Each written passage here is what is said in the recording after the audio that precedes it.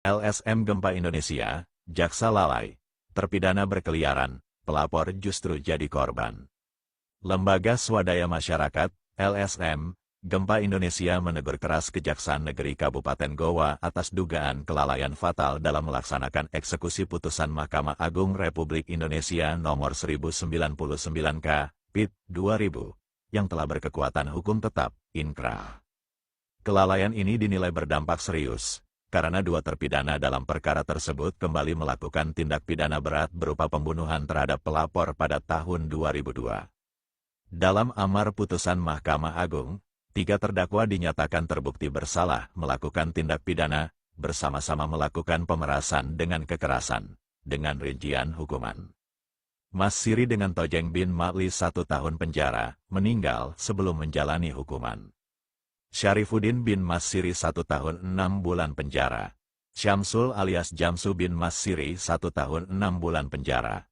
Namun hingga bertahun-tahun setelah putusan berkekuatan hukum tetap, eksekusi terhadap 2 terpidana terakhir tak kunjung dilakukan.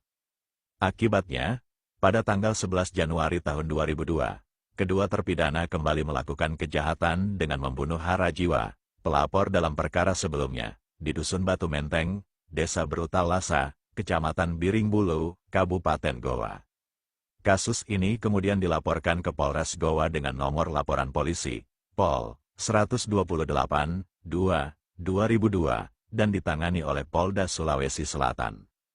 Dari ketiga pelaku, Syamsul alias Jamsu menyerahkan diri, sementara Syarifuddin bin Mas Siri dinyatakan buron, DPO. Ironisnya, menurut pantauan LSM Gempa Indonesia, terpidana DPO tersebut masih berkeliaran bebas hingga kini tanpa tindakan dari aparat penegak hukum. Ketua DPP LSM Gempa Indonesia, Amiruddin SH Karaeng Tinggi, menilai bahwa Kejaksaan Negeri Goa telah melanggar kewajiban hukum sebagaimana diatur dalam Pasal 270 KUHP dan Pasal 30 Ayat 1, huruf B Undang-Undang Nomor 16 Tahun 2004 tentang Kejaksaan Republik Indonesia, JO, UU Nomor 11 Tahun 2021. Kejaksaan Negeri Goa telah lalai dalam menjalankan kewajiban konstitusionalnya, dan akibatnya timbul korban jiwa baru. Negara seharusnya hadir untuk menegakkan keadilan, bukan membiarkan terpidana bebas berkeliaran, tegas Amiruddin SH Karaeng Tinggi. Selain itu, Amiruddin juga menyoroti Polres Goa yang dianggap tidak menindaklanjuti keberadaan terpidana buron. Padahal Pasal 14 Ayat 1, huruf G Undang-Undang Nomor 2 Tahun 2002 secara tegas mewajibkan Polri menangkap dan menahan pelaku tindak pidana atau buronan.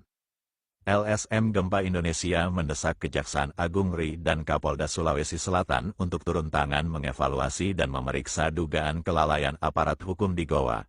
Kasus ini bukan soal masa lalu, tapi soal tanggung jawab hukum yang harus ditegakkan tanpa pandang bulu. Jika dibiarkan, keadilan hanya akan menjadi slogan, pungkas Amiruddin.